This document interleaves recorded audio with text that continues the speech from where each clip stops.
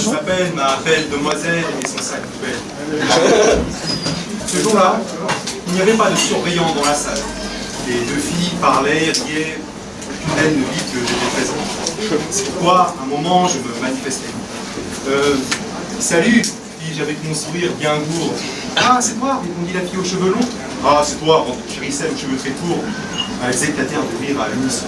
Bien que pour moi, il n'y avait rien de marrant. Mais comme je suis le dernier des imbéciles, j'ai préféré me mettre à rire. Souvent, pour plaire à une fille, je fais des choses débiles. La personne assise derrière elle, fatiguée d'entendre les voix de l'autre moche et de la belle, prit ses affaires, s'en alla, et je sautai sur la place aussitôt, bien sûr. Je sortis de mon sac un papier, un crayon, tout en prêtant l'oreille à leur moindre murmure. Que disait cette fille aux cheveux bronzés? Elle se racontait des choses doucement. Parfois, elle se retournait, me regardait, se remontait, poussait, ce qui m'énervait. Mais je gardais ma colère intérieure. Les deux filles les plus haïes, dorénavant, étaient amies. L'une était belle, très studieuse, l'autre était grosse et très affreuse. Je n'osais pas m'avouer que j'aimais la première, autant que je détestais aussi la sorcière. Mais ne voulant surtout pas déplaire à la belle, je venais souriant embrasser la poubelle tous les matins, sans exception, en avouant, et bien entendu chaque soir, en repartant. Dans mes paroles, j'étais devenu mielleux. On me trouvait progressivement ennuyeux.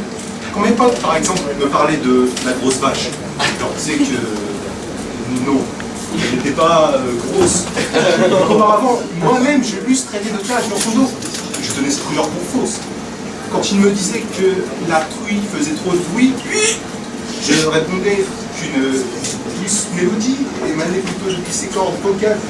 Ça la rendait intéressante, originale.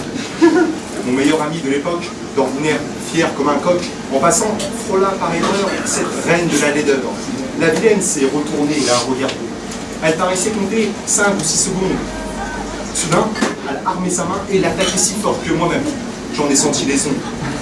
Il s'est énervé, mais contenant sa colère, celle-ci ne s'exprima que par des jurons, jurant que cette fille méritait l'enfer et que dans sa tête, ça ne tournait pas rond.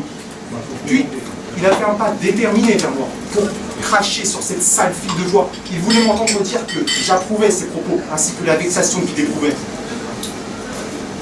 J'ai bégayé. Il y avait derrière lui l'ensorcelant regard de la fille studieuse, amie de la folle.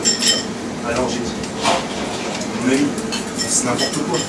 Elle est belle et huileuse. Avec toi, franchement, je ne suis pas du tout d'accord. Elle n'est pas désagréable, mais gentille. Elle est discrète, elle ne fait pas de bruit. C'est donc de hurler, c'est bien toi qui as tort.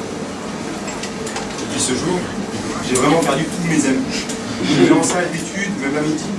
La pièce dans laquelle je pénètre est vide. À l'intérieur, règne un silence morbide. Je travaille assis seul, perdu au même endroit. Personne ne vient s'asseoir à côté de moi. Et la jolie fille dont j'étais éperdue, ça fait déjà des années qu'elle a disparu. Bravo!